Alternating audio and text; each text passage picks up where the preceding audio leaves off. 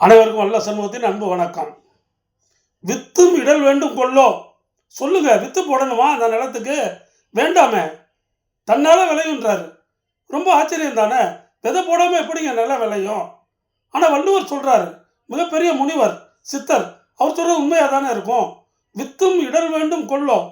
வேண்டில்ல விருந்தோம்பி Mitchell மிசைவான் புலம். ரொம்ப விருப்பத்தோட விரும்பி அந்த இல்லறத்துக்கு வருபவர்களுக்கு அந்த விருந்தோம்பலை செய்கின்ற குடும்பம் இருக்கிறது, அந்த குடும்பம் அமோகமாக தலைக்கும். அதைத்தான் அவர் சொல்றாரு.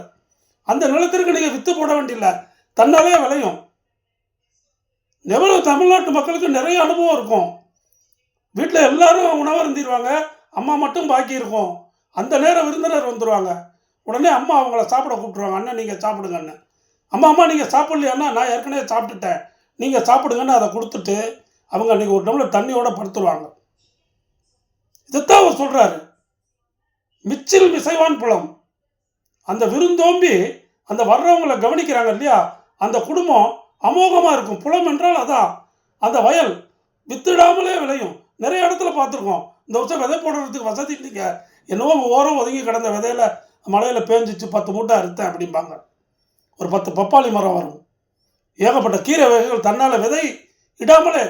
இதெல்லாம் சித்தன் வாக்கு, பொய்க்காது. வித்தும் இடல் வேண்டுமா?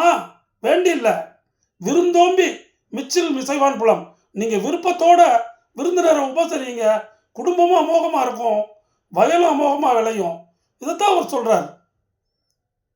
பல்லூர் வாக்கு அவர் பொய்யாமொழி புலவர். அவர் சொல்வது பொழுது இன்றைக்கு உலகத்தில் தமிழ் மக்களுடைய மரபில் நிறைய இந்த உதாரணங்கள் பார்க்கலாம். விருந்தோம்பலுடைய உன்னதமே தமிழர் மரபு தான். அதைத்தான் அவர் பாடியிருக்கிறார். வித்து விடல் வேண்டாம், நல்ல விருந்தோம்பல் செய்யுங்க, அருமையாக குடும்பம் வரும், செழிப்பாக இருக்கும், நல்ல ஆரோக்கியமாகவும் ஆனந்தமாகவும் வாழலாம் என்பதை கூறுகிறார் என்பதை கூறி விடைபெறுகிறேன். வணக்கம்.